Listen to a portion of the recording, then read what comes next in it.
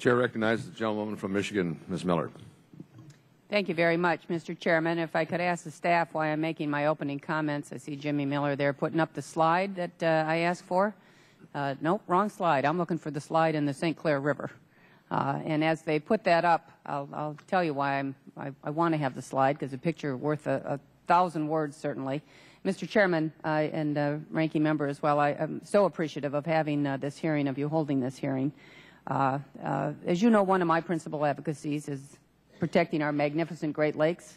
I know you share that passion as well, and certainly my colleague from Michigan. And I welcome all the Michiganians who are here today as well. It's not often that we have a committee hearing when we have so many Michiganians testifying, and I just welcome you here because I know you all share the same passion. We're from the Great Lakes state. We love our Great Lakes, as all the states do in the basin. Okay, we have a slide up here.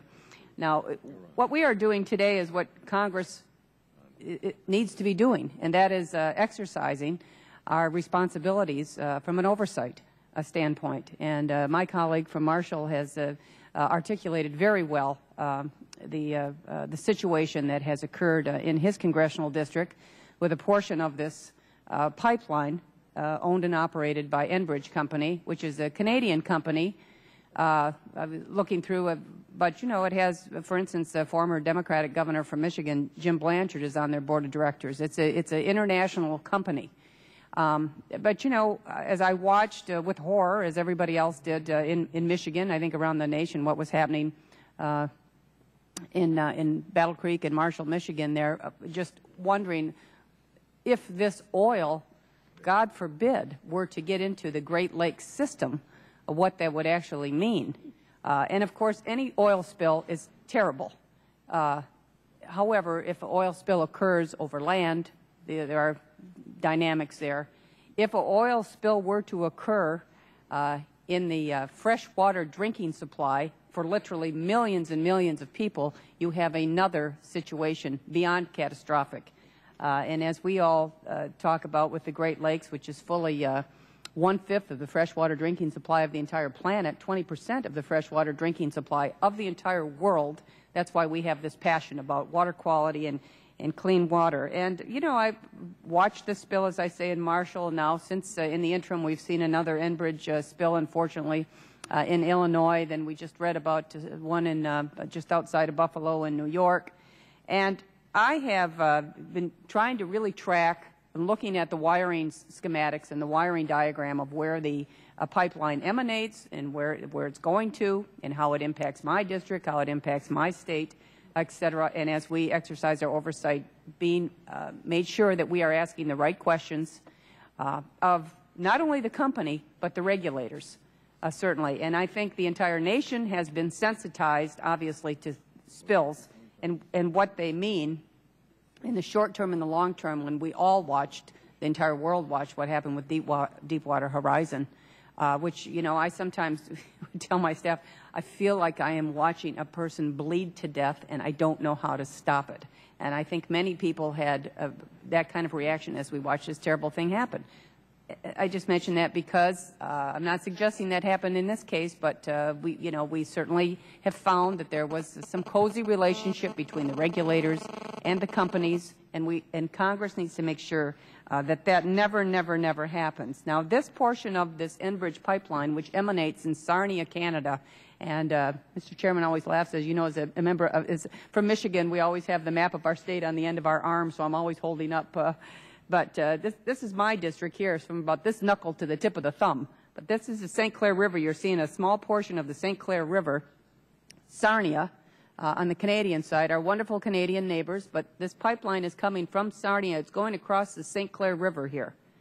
The St. Clair River, obviously, is part of the Great Lakes system. That water is running. This is this is probably the fastest, maybe outside of the St. Mary's River, but this is probably the fastest current in the Great Lakes Basin. It's running about 6 or 7 knots, and it runs much faster along the U.S. side there. So you can imagine if you just spilled a cup of water, or excuse me, a cup of oil, and how quickly that sheen would move when you have that kind of current. Think about an oil break there.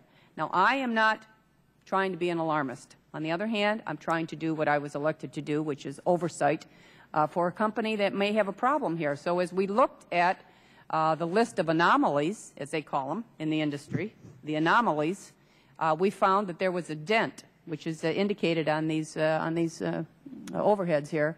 There's a dent about 300 feet off the U.S. side that Enbridge apparently found in '09, and the regulators are aware of this as well. Now, I just mentioned this, if you can just, again, I'm not trying to be an alarmist, but anybody can understand, God forbid, what would happen if we had any kind of an incident then. So we have to have absolutely zero tolerance.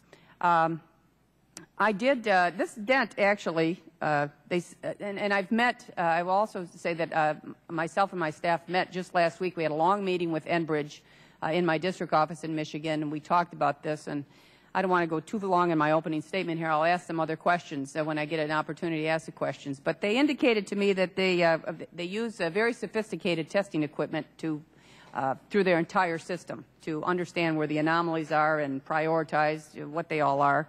But they found this dent in '09, August of 2009. It's about 40 years after that pipeline was installed. Although they told me that they think that this dent may have been there since 1969. That's when the pipeline was installed. So if they had this dent since '69, but they only discovered it in '09, it leads to a question about the sophistication of the technology that they are utilizing to inspect their entire pipeline. I would raise that. Also, this dent in the pipeline meets the federal regulatory requirements, which would require a repair within 60 days. I just lay that out there. I'll be pursuing this a bit more. But they were supposed to fix this dent within 60 days. Keep in mind, they found it in August of '09. So I mentioned that. And I would just say this, Mr. Chairman, because I appreciated your comments about the agency, some of the problems that the agency does not respond. It is endemic, and it has been that way. And certainly Representative Schauer mentioned the same thing. I had sent a letter on August the 3rd to Cynthia Quarterman, who's the administrator of the Pipelines and Hazardous Materials Safety Administration, PHMSA as we call it. I've asked a lot of questions because I didn't want to come to this hearing and blindside anybody, either the regulators or the company. I've been asking these questions very openly, putting them in written form, so I'm not just blindsiding them at a congressional hearing. So they have plenty of time to give us the answer. And I was looking forward to questioning her today, although I know she sent her deputy, not herself. And I'm not making any allegations here. I'm just reading from a CBS News report that says the official who runs the federal agency that oversees pipeline safety recused herself from a federal investigation into the cause of a massive Michigan oil spill because she once represented the company in question when she was an attorney at a Washington, D.C. law firm. The Pipeline and Hazardous Materials Safety Administration in the Department of Transportation is led by Cynthia Quarterman. She represented Enbridge Energy Partners, the U.S. subsidiary of the Canadian energy giant, responsible for the 800,000-gallon spill.